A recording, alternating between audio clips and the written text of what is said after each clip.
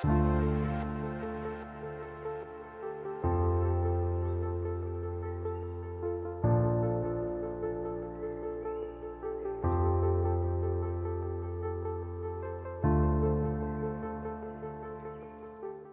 un gusto presentarles al doctor François Donatien-Siri, actualmente postdoctorante en el CINVESTAB, en el Departamento de Investigaciones Educativas. Participa en un proyecto financiado por el CONACYT sobre equidad, aseguramiento de calidad e alteridad, es decir, internacionalización en nuestro caso, en el sistema tecnológico de educación superior, integrado por las universidades tecnológicas, politécnicas y los institutos tecnológicos federales y descentralizados. El doctor Siri ha realizado varias entrevistas con titulares de estas instituciones y recientemente ha ampliado su mirada a las universidades interculturales.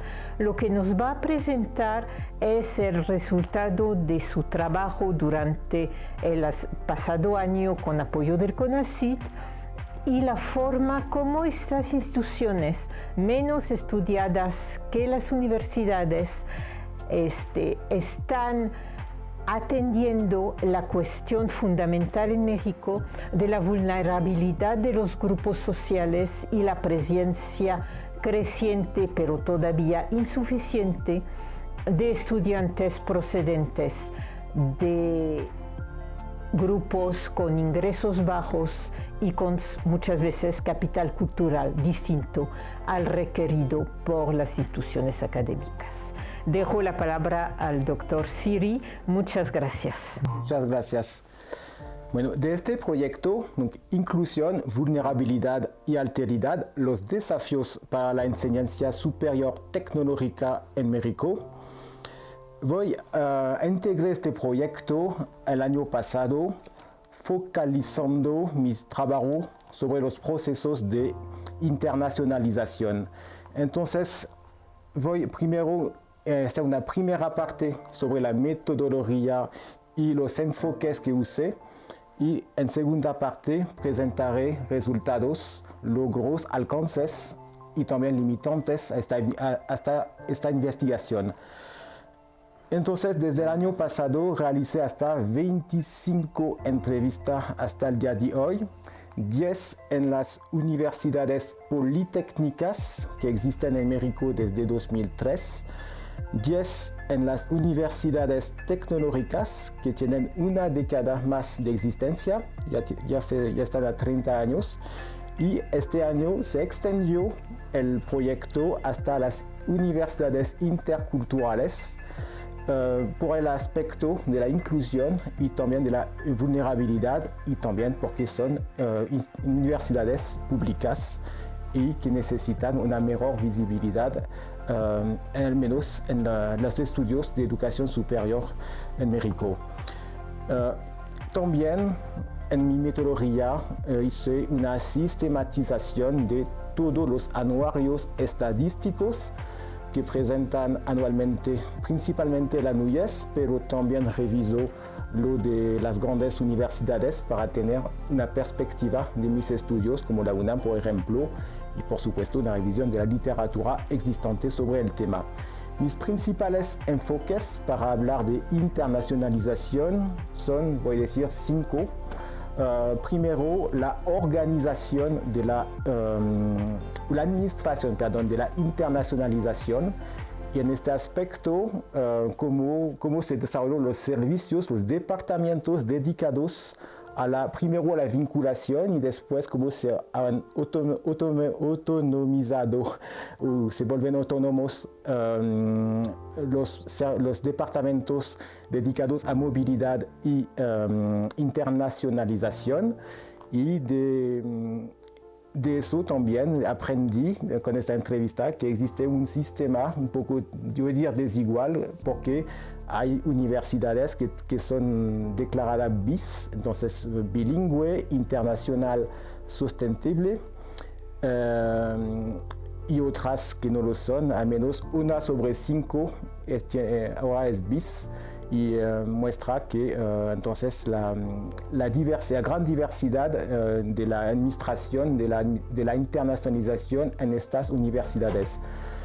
La movilidad a veces que está confundida con internacionalización en los estudios es parte integrante de mis estudios, de mi trabajo de investigación. Yo destaco 3 tipos de movilidad, 2 principales, la entrante, entonces los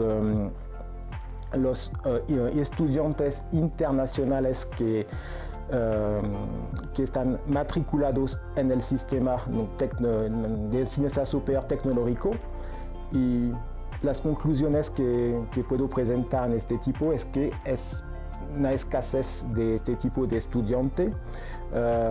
También en comparación con el promedio nacional hay mucho menos estudiantes y también muchas dificultades que encuentran los estudiantes al matricularse de manera administrativa, y también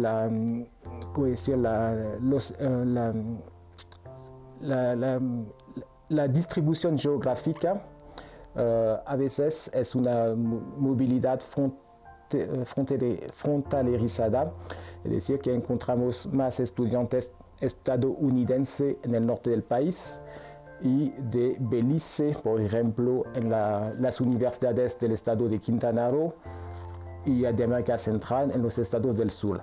Pero esta movilidad está muy escasa. En contrario, la movilidad saliente, los estudiantes que ya están mexicanos que ya están inscritos en estas universidades, aprovechen, más bien que menos, puede decir, de los programas, de las convocatorias que existen para poder salir del país en programas de movilidad. Hay lo que destaqué, una edad de oro, que más o menos en la década 2010, en esta década creció de manera bastante espectacular la movilidad saliente hasta países, hasta Europa, Estados Unidos, Canadá. Eso viene también de un programa que existía que se llamaba Proyecta 10.000 para Canadá y Proyecta 100.000 para Estados Unidos, en que muchos estudiantes realizaron movilidad de tipo lingüística. Cabe destacar que es una movilidad de corta duración, 4 meses nada más, y no para una carrera específica. La movilidad también puede ser virtual, lo que es decir, las clases esperos. Eso es más en auge desde la crisis, el pico de la crisis de pandemia desde 2020, porque se sustituyeron clases en presencial por clases virtuales a esta época. Otros aspectos de manera breve sobre los enfoques que utilizó, lo que llamó la internacionalización del currículo, es decir, la integración de contenidos internacionales a los programas, las carreras que existen en estas universidades. Incluyó en esta parte la enseñanza de idiomas extranjeras y principalmente el inglés. Y también la relación entre la vinculación profesional y la internacionalización, porque estamos hablando de institutos tecnológicos y politécnicos, y la vocación es formar, la vocación principal, formar estudiantes para actividades en la industria, en el turismo. Son carreras bastante cortas. Un técnico superior son 2 o 3 años y una ingeniería de 3 a 4. La idea es justamente hacer otra cosa que una licenciatura tradicional para justamente integrar rápidamente el mundo profesional. Y de allá se ve que hay mucha también vinculación con las empresas transnacionales y carreras que implica movilidad internacional. Yo pienso el turismo, también la gastronomía, la hostelería, todo, y por supuesto las actividades de importación y exportación que en el mundo industrial es muy frecuente. También el otro enfoque, el último en mis entrevistas, fue hablar de los limitantes, lo que me introduce a mis resultados principales. Y bueno, lo que destaco son dos cosas. Primero, es un sistema que es en sí mismo muy homogéneo, pero muy desigual. Y el otro aspecto es hay alcances y limitantes si tengo que resumir la internacionalización, los logros se equilibran con las dificultades que encuentran estas universidades. Entre los logros, voy a empezar por lo positivo, el nivel de inglés que encontré y que mencionan allá es más alto que pensé. Hay muchos esfuerzos para que los alumnos aprendan inglés. Lo veo en comparación a lo que observo en otras universidades, también las interculturales. Exigen un nivel de B1 al salir al nivel del marco europeo. Entonces es entre A y C. Entran casi con un nivel 0 porque varios no saben hablar inglés al iniciar, y con todo el enfoque que hacen sobre la enseñanza del inglés salen con un nivel A2 hasta B1, y los que participan a movilidad tienen que tener al menos B1 y hasta B2, y también una tercera idioma con el alemán, en el caso de la industria en Querétaro, que hay muchas empresas alemanas por allá, o el inglés están estudiados, o el francés, perdón, están estudiados.